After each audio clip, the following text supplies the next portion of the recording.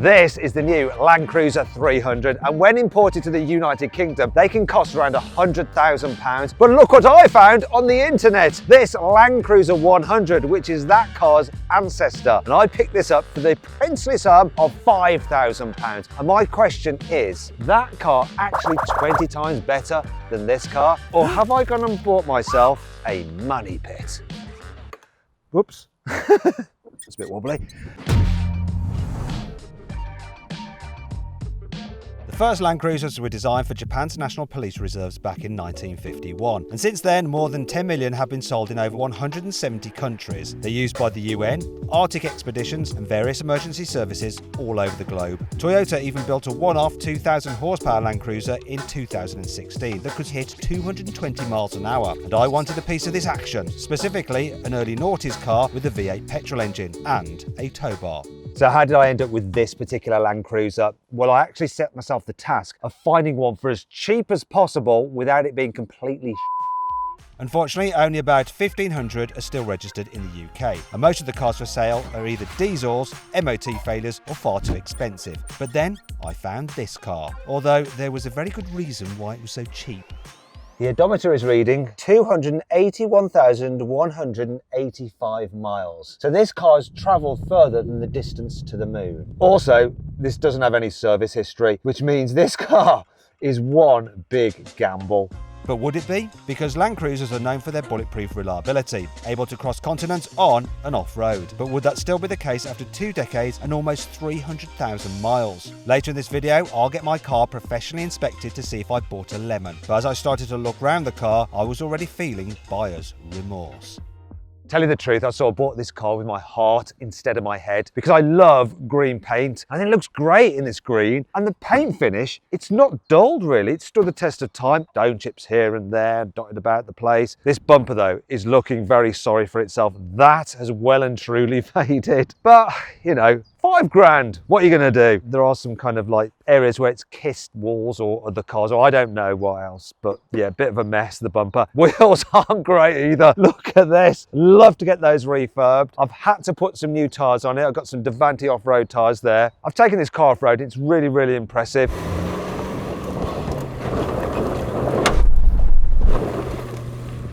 The scuffs on the door mirrors, just the usual harking dings and stuff like that. Nothing too terrible. Scratches over the paintwork, scratches and some lacquer coming off the door handle there through use. 280,000 miles. What do you expect? But check this out. Oh, that sounds proper, doesn't it, that? But when it comes to the back door,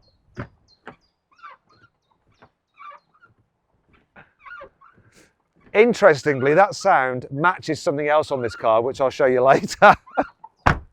Oh, and this is the worst bit. We have a slight rust issue down here. This part is coming loose. In fact, wait, what was that? Unfortunately, it was more rust, and this is a common issue with these Land Cruisers. Toyota doesn't underseal its cars in Japan because they don't salt their roads in winter. Cars specifically sold in the UK did get better underbody protection, but Toyota didn't galvanise their leather frame chassis, so rust is inevitable. Older 90 series Land Cruisers have huge issues with the fuel tank and rear axle corroding, and this newer 100 model also has rust problems, specifically around the rear wheel arches and the fuel filler neck. Round here, once again, bumpers all faded, not looking great. We do have a tow hitch, that's really useful, though this electrical connection has been bent. Hands up to that, that was me. But, you know, this is a tough vehicle. Let's have a look at the boot. Love the split tailgate, but beware. That is pretty heavy and it's not damped like it would be on a modern car. Big boot though, really practical, and we've got these extra seats in the back and I'll try those out in a bit. But have a look up here. Rust issues, more rust issues. That's not great. But that's just the reality of owning one of these old Land Cruisers. Unless you pay top money for a low mileage car, you will find rust. And if that bothers you, the new car is going to be a safer choice. This car is brand new, so it's in mint condition. We've actually been lent it by a company called Proctor Cars, so thank you very much, guys. Link is in the description if you're interested in buying this, because it's for sale right now. In terms of the design, I sort of prefer the old one. There's a lot of plastic grille going on with this. I do like this kind of indentation in the bonnet. That's quite cool though. Obviously modern headlights, which I'm sure will be way more expensive to replace than the old ones. And obviously one thing that's changed on vehicles, wheel size. Look at the size of these. These aren't designed for going off-road. They're designed for cruising, aren't they? Moving down the side, we've got more chrome bits here. You've got those key bits there, look. Those actually improve the airflow down the side of the vehicle to stop wind whistle and improve aerodynamics. One thing that would concern me with this is, if you look at the running boards, I feel like they're a little bit more for show. The ones on those are separate and they look like they can be easily replaced when you ding them off-roading. There seems to be a lot happening on my left-hand side, Graham, like I'm wedged in the shrubbery. I think you might have directed me incorrectly. These look like they'd be more expensive to replace because you've got this whole panel. Anyway, let's have a listen to the doors. No creaking there, and the back door sounds better than the one on that. Moving to the rear, it's quite a big old slab of a vehicle. See if you've got an electrically operated tailgate, and yes, of course we have, but we have lost the split tailgate, which is a shame. However, once again, you open the boot and it just smells new and lovely. I guess you get what you pay for, right? Toyota doesn't officially sell the 300 series car in the UK, and once you've imported one, it'll cost you around £100,000. That sounds like a lot, but if you adjust the old car's 2002 price tag for inflation, it comes to over £81,000 in today's money, so it's not that far off. But how much will these cars cost to live with? Well, when I factor in tax, insurance, fuel, servicing, and a set of tyres, here's how much it would cost to run each car for 3 years. And when you include the cost of buying the car in the first place, the old Land Cruiser works out at about £98,000 cheaper. But being cheaper doesn't mean you get shortchanged when it comes to engines. This new Land Cruiser 300 is powered by a 3.5 litre twin turbo V6, not a V8 anymore. Oh dear. But you got 409 horsepower and 650 Newton meters of torque, driving all four wheels by a 10-speed automatic gearbox. Now you come to the old Land Cruiser, it's only got 4 speeds, so that car's got a whole gearbox, more gears than this one. Whoops. It's a bit wobbly. Anyway, we do have a 4.7 litre V8, so more capacity but less power. 235 horsepower and 434 Newton meters of torque. Still, there's one area where I'm sure this will be better than that. Go on, start the engine. Try again. No, it does this. It's a bit weird. Sometimes it just doesn't turn over. Seems to like it when I do it. Yeah, I'll give it a go.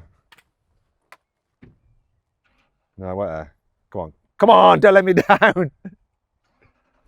I just don't know what that's all about. Anyway, let's have a listen to it. Come on. Oh, that's nice. No soft limiters. Is that right off the red line?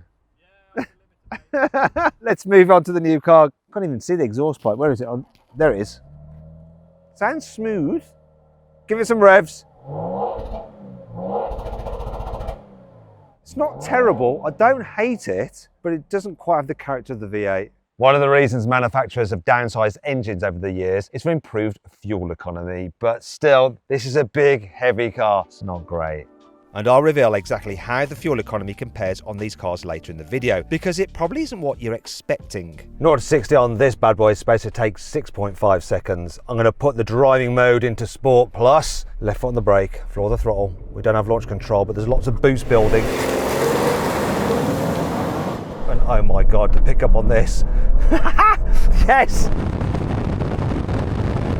6.38 seconds. It flies. Which made me want to test the old Land Cruiser's much bigger V8. But then it started to rain quite heavily, so I waited a while for it to dry up to give this old Land Cruiser the best chance. After all, despite having a much bigger engine, it's down by 170 horsepower compared with the new car. 0 to 60 is supposed to take 10.7 seconds. Let's find out what this thing can really do. Oh, come on. Come on, old girl. Don't brake. Woo! 9.67 seconds.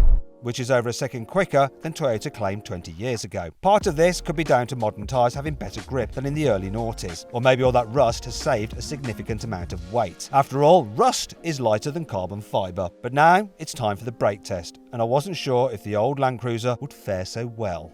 Here we go, here we go, here we go. 43 ain't great. That's the same as an old Rolls-Royce Phantom in the dry, and it's worse than I managed in an old Bentley Continental GT in the wet. So it looks like the brakes might need some attention when I visit the Land Cruiser specialist later in the video. But first, how will the new car compare? Surely it's going to brake a lot better, right? 3, 2, 1. Oof. Felt better, but how much better? My goodness, 37 metres. That's a big difference. That's like more than the length of the car. It's all well and good, isn't it, going on about blooming old cars, just as long as nothing goes wrong, because the safety on new cars is just way better. So they're fine right until the point they're not fine. How much is your life worth? So clearly the new car is quicker and safer, but a £95,000 cost difference is huge. In fact, here's a quick montage of all the cars you could buy in addition to my old Land Cruiser for the same price as this new car. But would you really want to live with the old one? Well, for me, the deal breaker would be what it's like to sit in, because that's where you'll spend most of your time. Land Cruisers are famous for being tough and rugged, but this model was supposed to be upmarket too and luxurious. And I guess this is like early noughties luxury, but today it feels a bit meh. Also, interior colour. It works with the green, but it's a little bit beige, isn't it? And it's got years and years of grime on it. I mean, look at these seats. Blech, these need a thorough clean. And this leather is very, very slippy. I feel myself sliding around in the chair when I'm driving it. This centre console as well. At least your climate controls are easy to access. Proper old school dials. And I do like my aftermarket sound system. And the owner before me put in a digital radio antenna there, which is handy. Plus, look at this. I've got a modern infotainment system here, already integrated into the car. Just have to do that. We're good to go. There's also a little Bluetooth mic there, which is handy. So, what else about this vehicle?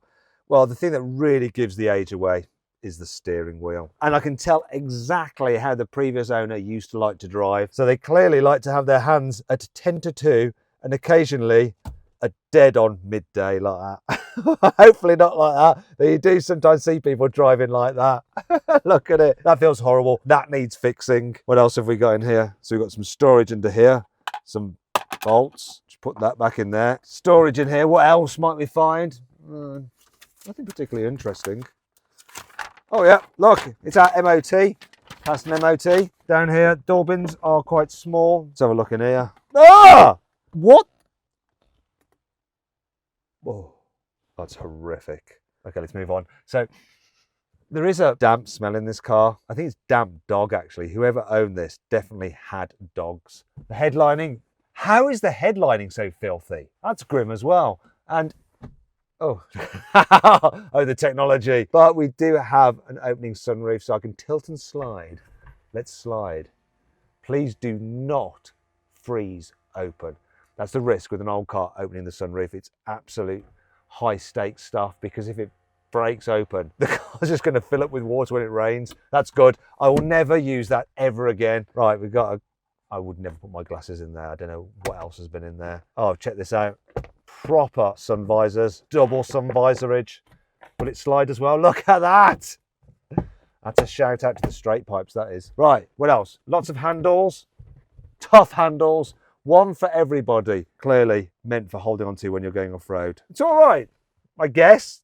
£5,000. That is horrible though. I just don't want, I'm going to have to drive it like that. Thankfully, because I hold the steering wheel like that, I don't have to put my hands on this horrible bit here. Ugh, it's so nasty. Let's just check out some of the electrics. Does this work? Oh, come on, please work. Oh, this is another thing. This main key is broken, can you see? So that's the one with the blipper on. This is the backup key, which you have to use because we don't want that to get stuck in the ignition barrel. Will the steering column move? Why won't you move? Oh. It's not adjustable anymore. Seats work though, thankfully. And that's quite noisy, but it still works. Though, have a look at this. We've got a tint on it. I think it needs removing. I can't be bothered to do it now though. Air conditioning. Come on. Please work. Yes. Compressor has kicked in because the revs have risen. Come on, go cold. Go cold. It's gone cold. That is good. That is bugging me though. Mirrors, they'll work. All the key electrics, apart from the fact it's got adjustable suspension. When I press this, no, doesn't do anything. Oh dear. Damn. I hope that's not too expensive. Oh, here's the aerial. No. You can hear the relay. It's definitely a manual aerial now. Did I just make it a manual aerial though? And here's something I've never seen before. Look, the mirror is sort of peeling. Odd. There's a couple of cup holders down here. Look, that's the bit out of the tow hitch electrical connection that I broke. There's lots of dust in this car. Look, the dust everywhere. It needs a jolly good clean. Look at this on the dash. Look. Matte. Lovely. The final thing to check, that all the switches work. The sound of that. You know, back in the day, this was a luxury, but that does not feel particularly luxury, does it? Here in the back, this old Land Cruiser has enough space and the seats are comfy, though I'm not comfortable sitting on them because they're just so horribly filthy. Same with the carpets. Ugh. We do have seat heating here in the back. Look at that. And some form of climate control. Look at this though. Whoa, what's in here, I wonder? 3 cup holders. And look at this netting on the back of the seats. It's seen better days. And this is a classic feature of older cars. Remember this? Ashtrays in cars that actually, by the looks of them, might have got used. Let's have a look at this last thing. Just an old school armrest. Nothing to see here really. And no Isofix anchor points to see either. Wait a minute. That looks like blood. This car is a 7-seater and we're going to time how easy it is for me to get into the back and put up the rear seat. So here we go. Oh, I've never done this before. I'm going to try around the back.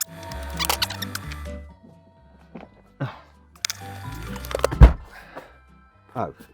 Ow. How the heck does this work? Ow. Oops. Ow. Okay, actually this is all right. I feel like I'm sitting on the floor a bit, but plenty of room, good view out. Enough headroom? New car must be better, right? The first thing I noticed about this new Land Cruiser is the new car smell. It doesn't smell of someone else's life. Also, it just feels way more luxurious. They've taken this car significantly up market. All the material, soft, squidgy, yielding, lovely. And it's also got a more sporty feel to it. The design of the center console, the dials, the steering wheel, which is smaller, and obviously everything absolutely works. And these switches just are damped nicely. Yeah, they've learned. And check this out. Remember the sound of the window in that car? Listen to this. It's almost silent. That sounds expensive. And oh, while we're at it, double glazing. And you still have like the Land Cruiser vibe, like this. Look, yeah, your grab handles. Also, the door bins have got bigger. And check this out. We have USB ports there, as well as the old school 12 volt. I'm not sure why though. In 2025, we've got a car with a CD player. It's a bit old fashioned. There's a button there to control the diff lock. And for low range mode, you just move this little switch there rather than having an extra knob to yank. Shame. And thankfully, unlike other car manufacturers, still physical controls for the climate. So it's nice and easy to operate. Yet you've got the benefit of your infotainment screen, which you can connect your phone to and do all that kind of stuff. Storage is good as well. And look at this. Yeah, I like that. What's not so good though is this. Despite 20 years between these cars, Toyota still hasn't figured out how to do an electrically operated sunblind. We've still got the same sunroof though, open. But I'm not worried with this one that it's going to jam open. So I can actually use it and enjoy it, which is good. The headlining, yeah, that feels nice and expensive. The seat upholstery, I'm not entirely sure whether it's leather or leatherette. It's leather. Feels nice and soft. It's a much nicer place to sit in. It really is. But then it's much, much, much, much, much more expensive. I'm willing to take the... Wait a minute. I say that. I've just noticed this. What the actual... Hey. this is like a prototype piece of plastic. Who signed that off? Just like the old car, I wouldn't use this because it just feels too horrible to touch and it ruins the vibe for the inside of this car, which otherwise is way better than the old one. This new Land Cruiser is lovely here in the back seats. The seats, oh, they're so comfy. It's like sitting on a big sofa. Got lovely carpets in here as well, plenty of space. Feels expensive all the way back here. I've got an infotainment screen there, it's massive. And look, I've got climate control here in the rear as well and various connections to obviously run through that screen. Oh, we've got, this is a brand new car. We've got covering on certain pieces to protect it. I'm so tempted to rip this off the screen to tell you the truth. Lovely back here, way better. And there's this, really important, someone who's got a young child. Eyes fixed anchor points. The new Land Cruiser also has a neat party trick for when you need to carry passengers in the third row of seats. This is going to be a whole lot easier. You ready? 3, 2, 1, go.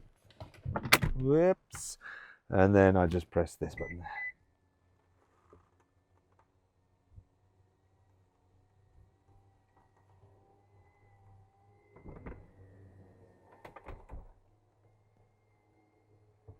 Oh, quickly, quickly, quickly. Ah! And that is job done. Plus, I've got to show you this. You can even recline the backrests. It's madness. Oh.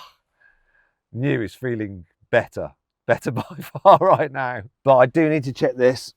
What happens when I put the seat back? Oop. Actually, that is pretty roomy. Oh, and I've even got like USB there to charge my phone, which is good. I'm quite happy with this. Wait a minute, what happens if I pull this? Ah! That's a bit extreme. That was almost too easy. I don't think I gave the old car a fair chance. Now I know what I'm doing. Let's try again.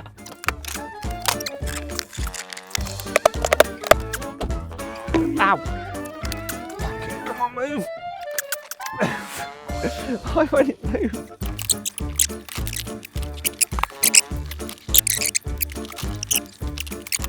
Blooming old cars. Bit of a pain. Let's try again.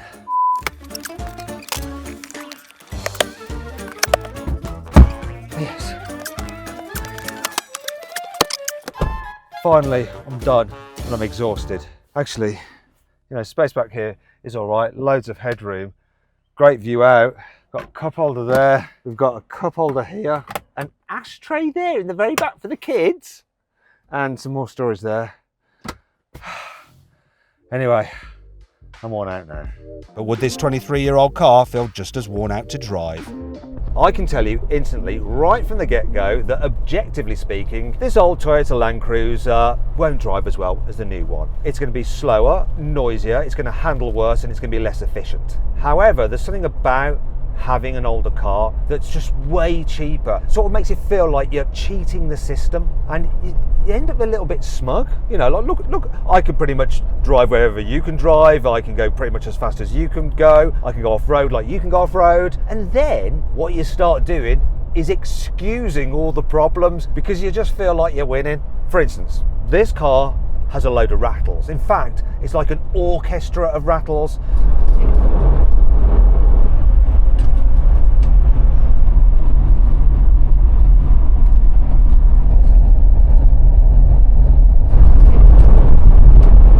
There are so many rattles that your brain can't focus on an individual rattle and then just gives up and just blanks them out. Whereas in a new car, if you spot a rattle, it's usually just the one rattle and you really focus on it. With this car, I just don't care. Can't hear them anymore.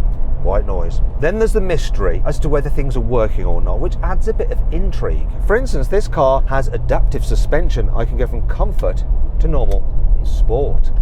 Can I feel a difference? Well, I'm not sure. Maybe I can, or maybe it's just a change of road surface. One thing that I'm pretty sure isn't working is the high-low setting of the suspension, because I just can't alter it. One thing I'm not sure about as well is this. I've got no oil pressure according to this gauge. I'm pretty sure I must have some pressure, otherwise I wouldn't be able to drive the car. That gauge is obviously faulty. Now later in the video, I'm going to actually take this Land Cruiser to some Land Cruiser experts. They're going to give it a thorough going over, and we'll find out exactly whether I've bought a bargain or an absolute money pit, because that, to be fair, is one of the key risks when you're buying older vehicles. Then there's the handling, which is not terrible, but it's not great either. However, the flip side to that is that if you can make swift progress down a twisty road, you feel rewarded. It's like, look what I managed to do. You feel like you're actually driving the car rather than it driving you. Now, to be fair, I'm clearly being lenient because I've got a bargain here, but there are some ways in which this old car is objectively better than the new one. You see, I personally think that the late 90s and early 90s was peak car. The engines were quick enough, there was enough comfort, you got enough mod cons, you got power this, power that, but there's not too much insulation which just separates you from the driving experience. There's not too much comfort, there's not too much tech getting in the way, there's not too many safety systems just nagging at you, and there's not such strict emission rules to take the fun out of the internal combustion engine. For example, I think the engine in this car is more characterful than in the new car, right? So you floor it, we have enough performance, and we've got a good roar of a V8. I like that. Then there's the steering. Yes, the wheel is rather big. It's rather slow, the steering. But because it's an old-fashioned hydraulic system, I can feel the road and I can tell exactly how much grip I've got. Also, the car leans in the bends, it pitches under acceleration, it dives under braking, but it's always telling me exactly what it's doing. And it's the same with the brakes. They're not the sharpest brakes in the world, but there's feel to them. I know what's going on underneath my right foot. Same with the throttle pedal. And that's the thing you see with these old cars. They just talk to you more. And with every relationship, communication is key.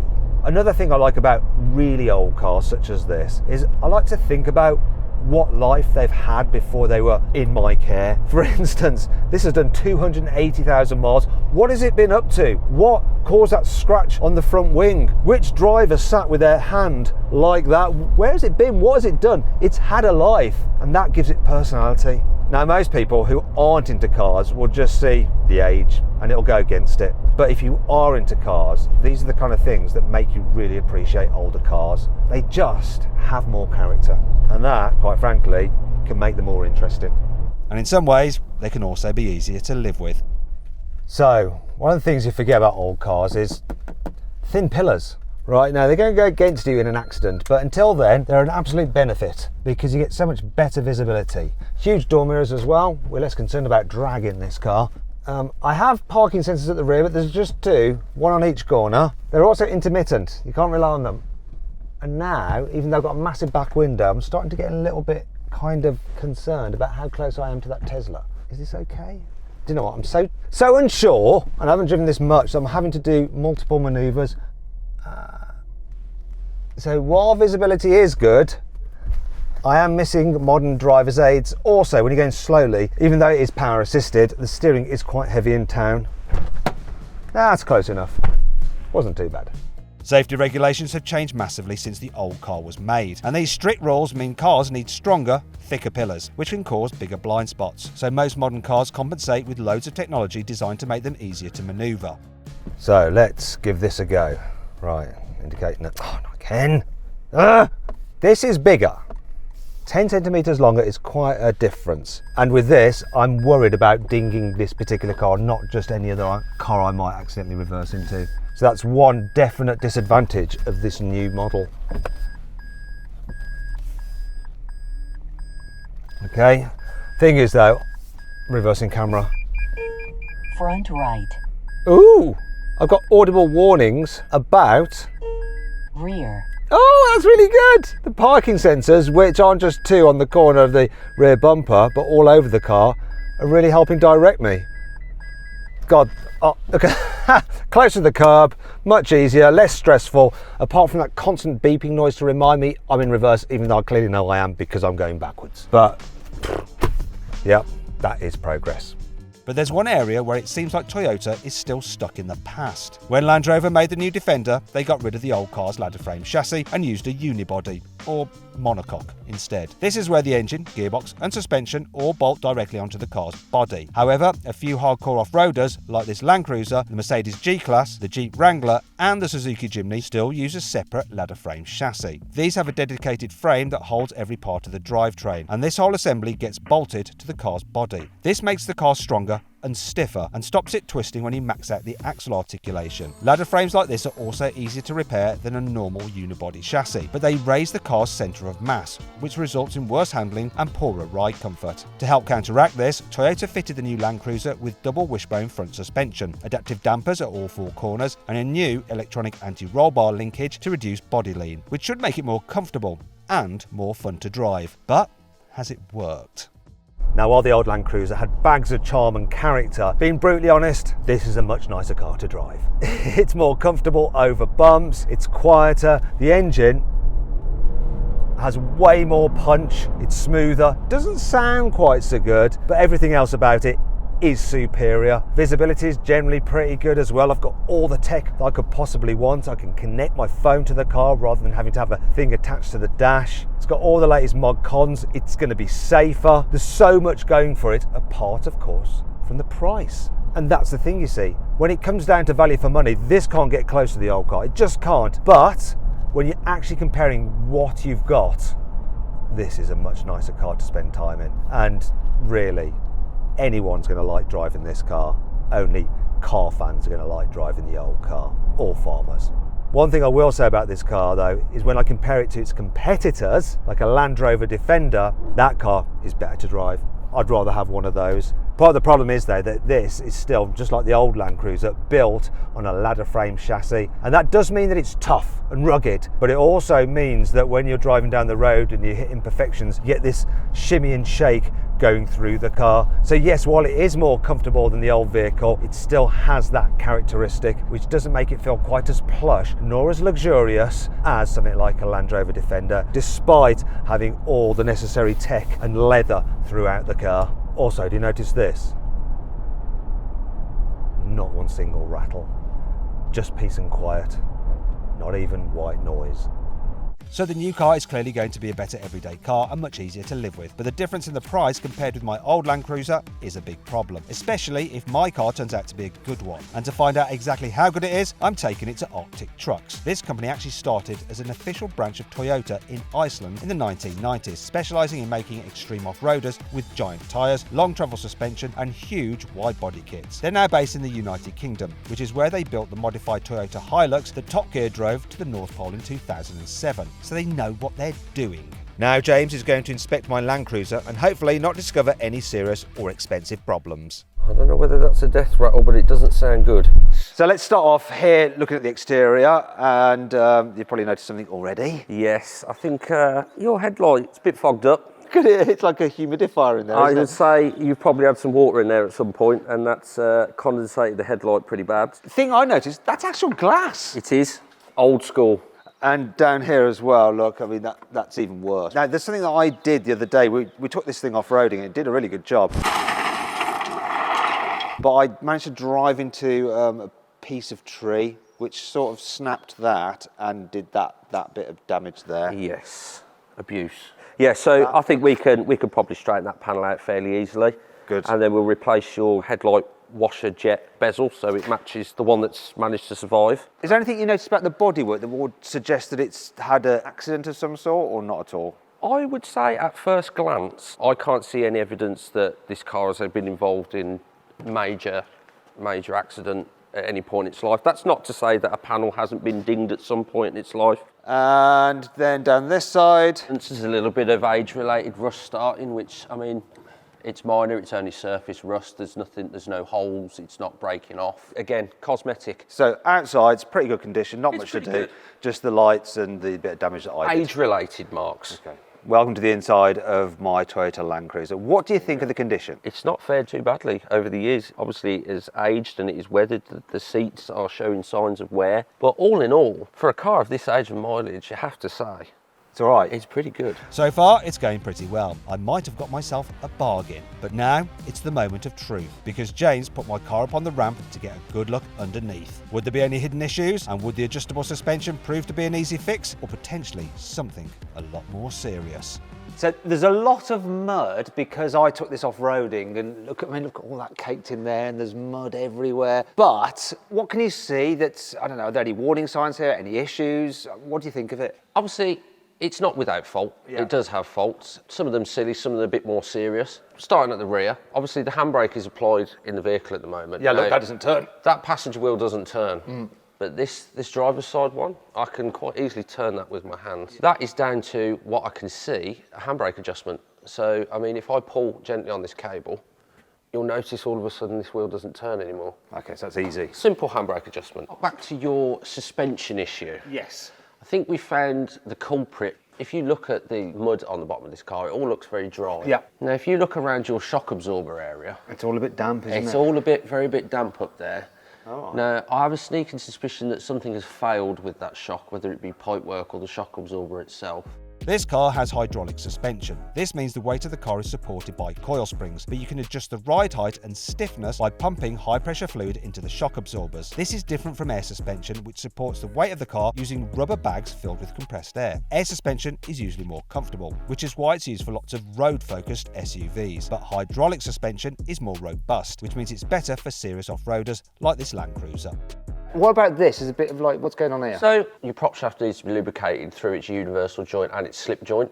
It's showing signs of a little bit of oil starting to weep out of both. It's a case of we take apart, clean, re-grease, change a seal if needs be. Okay. The slip joint allows the prop shaft to stay connected to the rear differential, even when the rear axle is severely twisted, such as during extreme off-roading. If the seals perish, then dirt and dust can get inside this joint and stop it sliding smoothly, which could affect its power delivery. Through the midsection of the vehicle, the exhaust systems are all in very good condition. The gearbox, transfer box, it's bone dry. So no leaks there, no gasket There's leaks. no leaks. What about there? There's a bit of leakage there. So what we've got here, this is your front prop shaft. The front UJ, looks to be weeping a little bit of oil or grease from its lubricating seals. So again, we can drop that off and have a look for you. Front diff looks good. Obviously, the drive shaft seals look to be in good order. There's no oil leaking from them. Good. There's no oil leaking from any of the mating surfaces for the front diff. There is a little bit of grease starting to show here. This could be from a failing CV joint, or it could be from a previous failure that's been fixed and not been cleaned properly. So we will have to have a look at that as well. The only other thing which we can see from the bottom, but it would be better looking from the top, is I can see from down here that the engine... Ow! Health and safety, Matt. We'll get you a hard hat. It's a high-risk job. Right, okay. So if I shine a torch up there, you'll see the rocker cover gaskets for the V8 leaky, engine. yeah. So they've obviously perished and they're now starting to leak oil onto the exhaust manifolds, and that's occurring both sides of the engine. All right. So that's something else we need to have a look at for you. Well, do you know what? Let's drop it down. Let's have a look under the bonnet. Behold the magnificence 4.7. of your 4.7 litre V8. Do you know what MPG we're getting out of this at the moment? Single digits. No, it's 13. Yeah, we filled it up. It's got a 96 litre fuel tank, and that did us for just over 200 miles. That's pretty terrible by modern standards. However, the new Land Cruiser isn't actually much better. It'll only average about 22 miles per gallon, but at least it has a massive 110 litre fuel tank, so you should be able to do over 500 miles between fill-ups. Now, I already knew these cars were going to be expensive to run. However, I also needed James to tell me if there were any costly issues hiding in my car's engine bay. Now, you'll notice that I'm holding your bonnet up because I don't want it to fall on your head, because both the gas struts have failed. So if I let go, it slowly creeps down on you. Go on then, do it. Oh, there we go, look, there we go. Yeah, so there we I'll go. smack you on the head. Yeah. I fixed those. Yeah, so Easy. gas struts for the bonnet. Battery's good. I've got no problems there. I think obviously any engine in any car could do with a good service. So I think, you know. So we're going to do oil and filter and all that kind of filters, stuff. spark plugs, all that sort of good stuff. This tank here. This Matt, one? This is the tank that provides fluid for your suspension system. Shall I open it and see?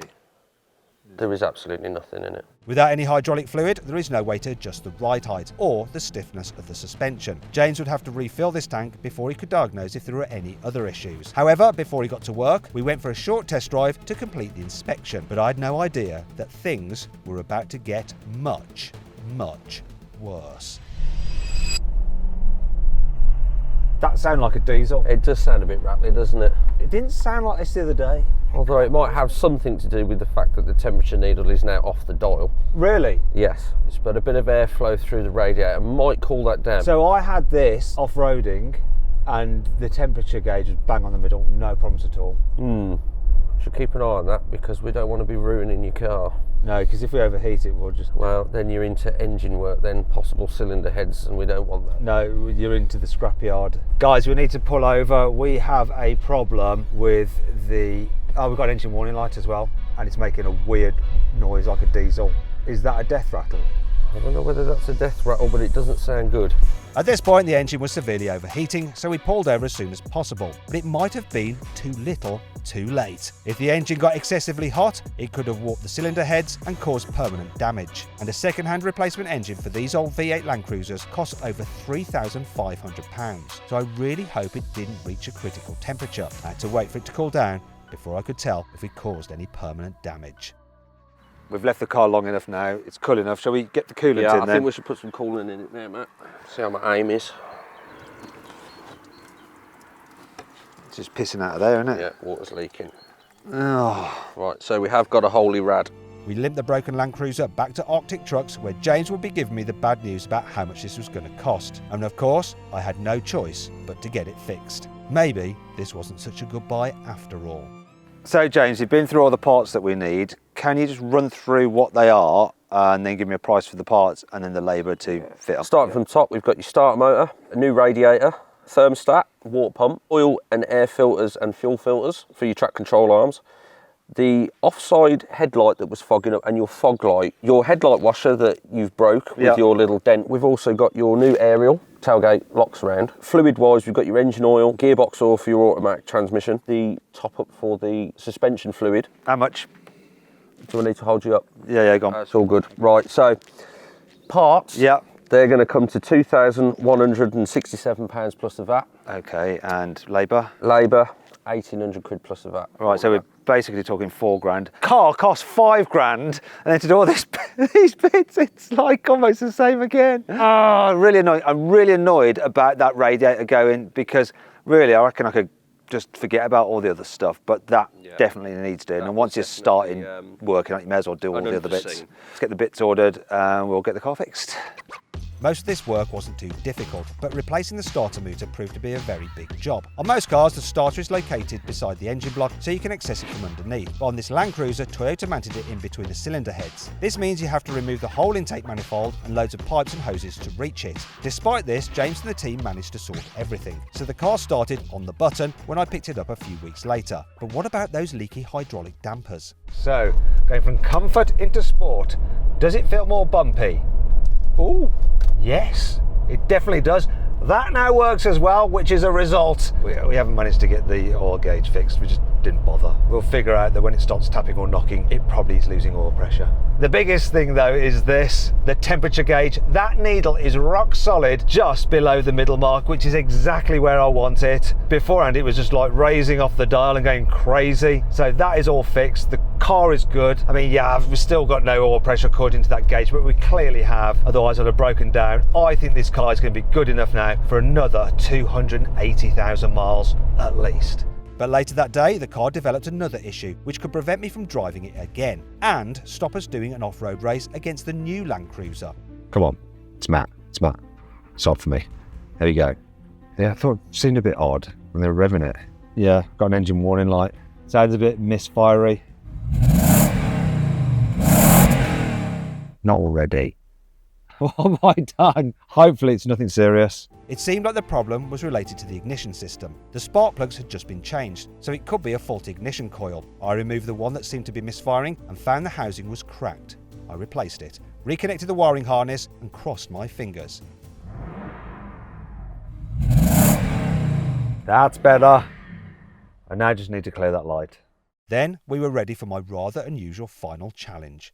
Now we're going to have a drag race in low range mode. So we're going to put the cars in drive in low range mode, lift off the brake, and the car which completes the distance in the longest time wins. I'm going to start this race for once. Here we go. Ready? 3, 2, 1, go. Here we go. Look at this. sort of going at walking pace. I think the new car is in the lead, which means that it's losing right now. It's noticeably quicker. Oh my gosh, this is quite surprising. That is a win, but also a loss to the new Land Cruiser. Look how slow this one is. Hello. Hello. You're right. Yeah. I feel like I'm on the President's Cavalcade. You won. Very slow. It's very slow, but that's what you want, control when you're off-roading. Where's he going?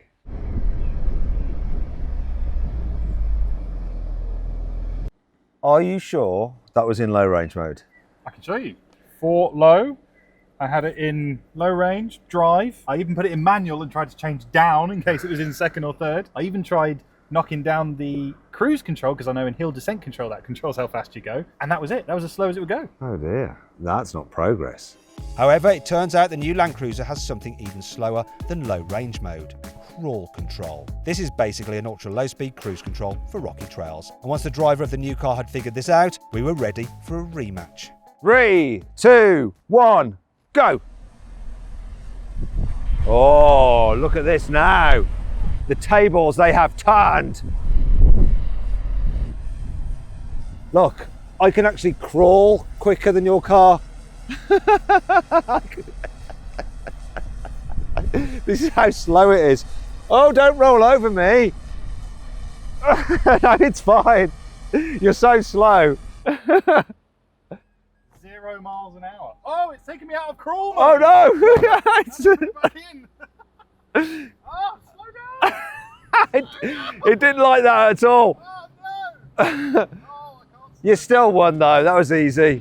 So that's a clear win for the new car. It's obvious how much tech has improved the Land Cruiser over the years and made it a much better car for off-roading and on-road. But there's one huge issue with the new model, and it's technology. That could change your mind about owning one. Toyota doesn't officially sell this car in the UK. You have to import them from Japan, which is exactly what's happened with this car. Look, the manuals are in Japanese and there's some Japanese documents for it as well. And that means there's a bit of a problem. You see, Toyota won't honour the warranty of this car here in the UK. So if something goes wrong, it could be a bit expensive to fix. Now, the seller of this car, Proctor Cars, say that you can get an aftermarket warranty, but they cost between £800 and £900 a year. And you might be thinking, that's quite expensive. How come? Well, it's partly down to the cost and availability of replacement parts. These headlamps look quite nice, don't they? And they're packed full of technology. And they're great when they're working, but if they fail to work, it's going to cause you a problem. Let's say someone reverses into you in a car park or something like that, or something just goes wrong with it. If you want to get one of these, you can actually go to a Toyota dealer in the UK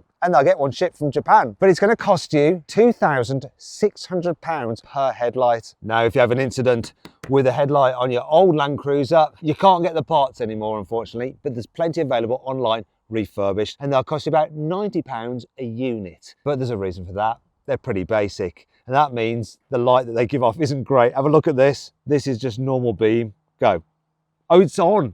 It's actually on. Yeah, it's like driving along at night with just a couple of candles attached to your bonnet. So, is buying the cheapest used Land Cruiser better than buying something new and dependable? Well, I picked this up for £5,000, which is about half the market value. And while it drove fine and held together for a few days off-roading, it's not without issues. Because it broke down rather embarrassingly while Arctic trucks were appraising it, it meant that it cost me closer to £10,000 all in, due to the cost of the repairs. The new Land Cruiser should be faultless for many years to come, but it does have a much steeper price tag. And bearing all of this in mind, what is my final verdict?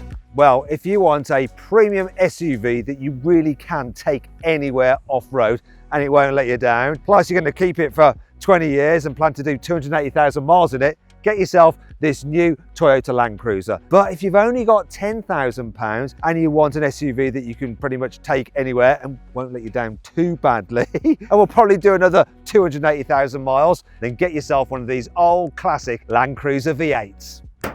This one's actually for sale, £15,000.